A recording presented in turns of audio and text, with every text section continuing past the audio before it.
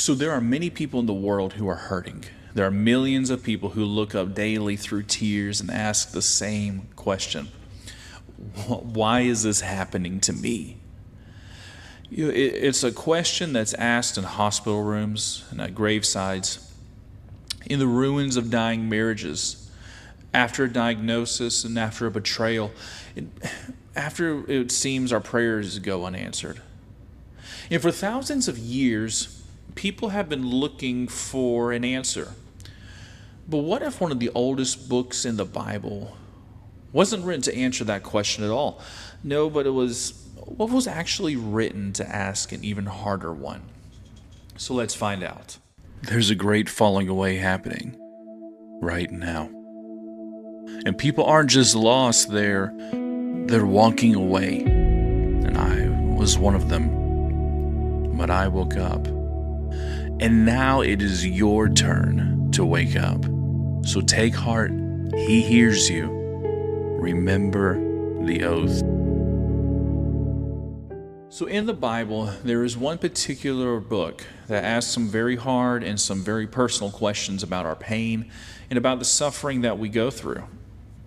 So throughout the entire book, everyone can relate to something that Job goes through.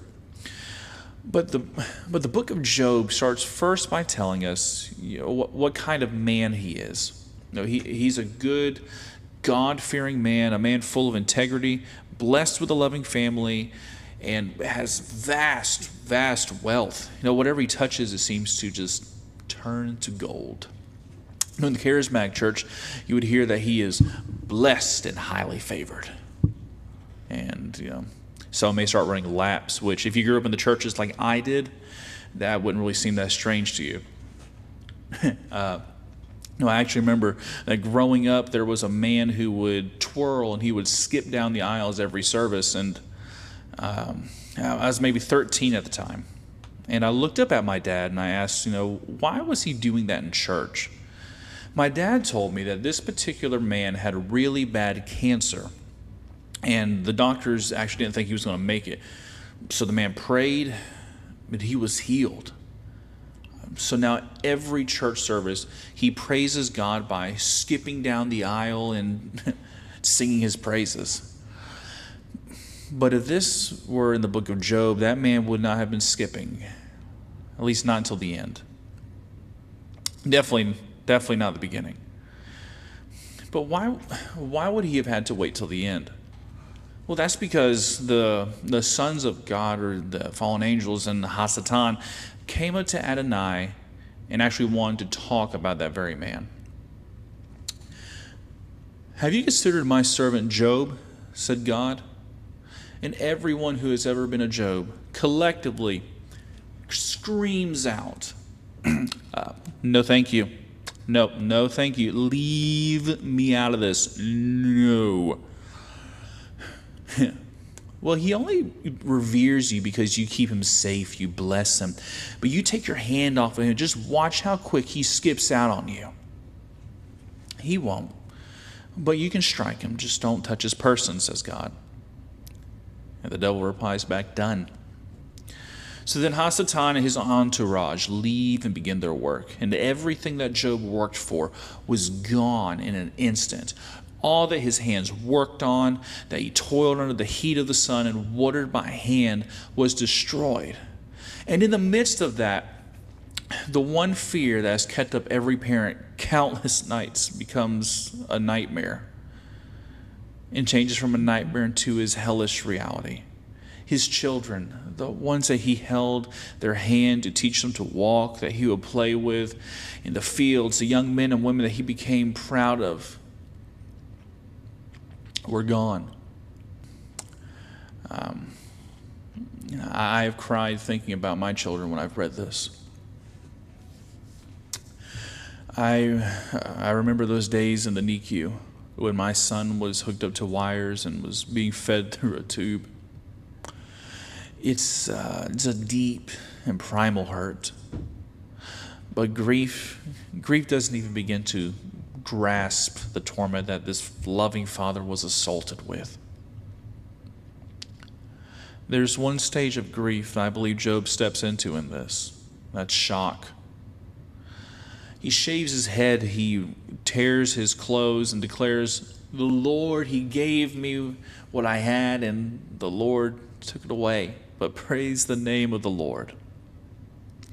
You see, in his shock, he reverts to what he's always been taught, and his emotions, his brain, they just go on autopilot. And in the midst of all this, Job did not blame Adonai, but rather Job lifts up his hands and praises the Lord that is seated high above him. And at that very throne, I imagine that Satan and his angels approach softly. The air around them is a haze as the cold hatred that permeates from them is being overwhelmed by the holy fire that encapsulates the very throne of the Almighty.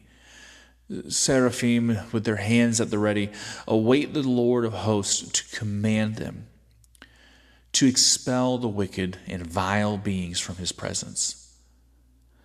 For the presence of the holy ones, what the command did, never comes.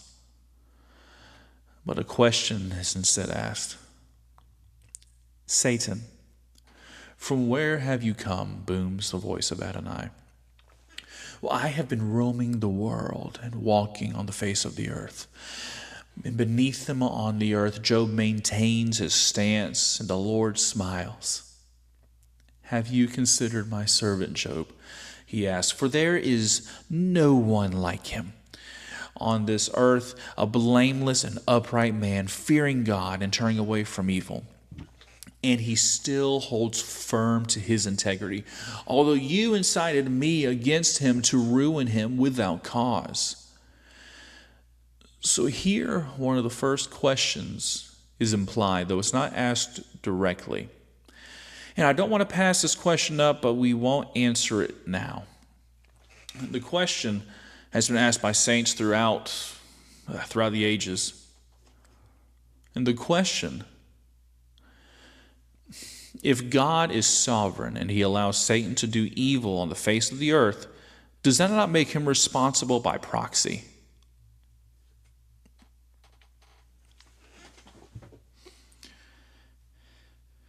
So that answer will come soon, but not right now. For now, the heavenly court continues. "Skin for skin," Satan coos back. "Yes, all that a man has, he will give for his life. However, reach out with your hand now and touch his bone and flesh, and he will curse you to your face." And below the heavenly throne, as Job weeps for his loss and maintains his praise for the Lord of hosts, that very same Lord tells the adversary this: "Behold, he is in your power. Only spare his life." So Satan, with a wicked smile, turns, and the chilling air about him left the presence of the Almighty.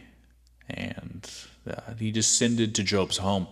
And in the midst of his weeping, sores began to and boils popped up all over him.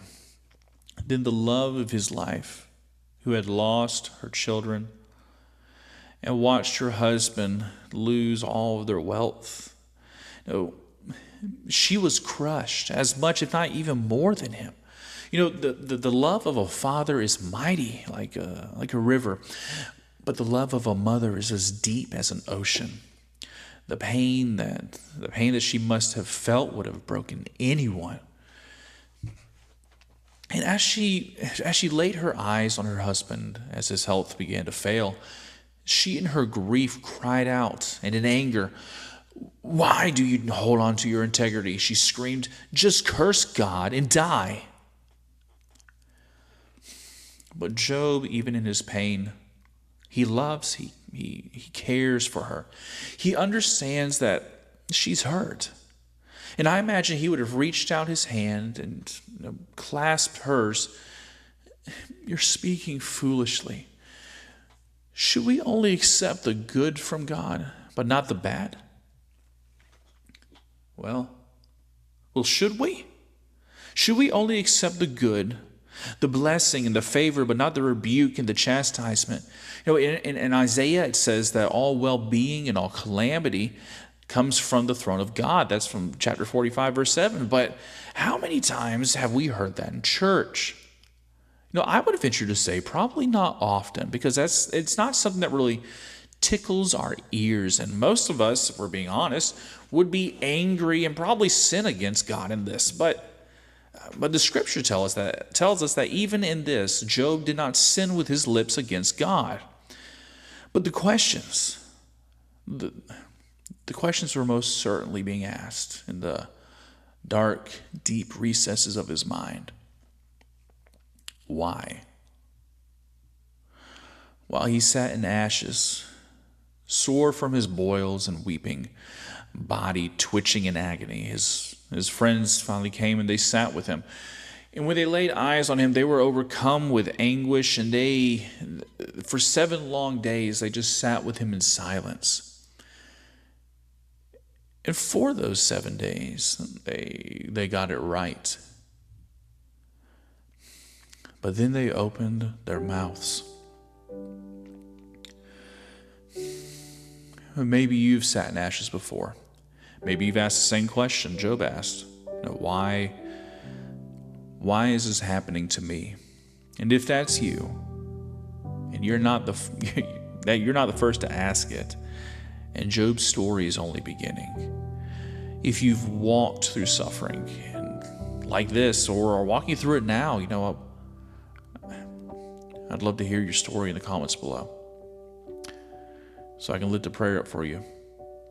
And if you want to continue this journey through the book of Job with me, consider subscribing. But until then, this is the groom's promise. Shalom.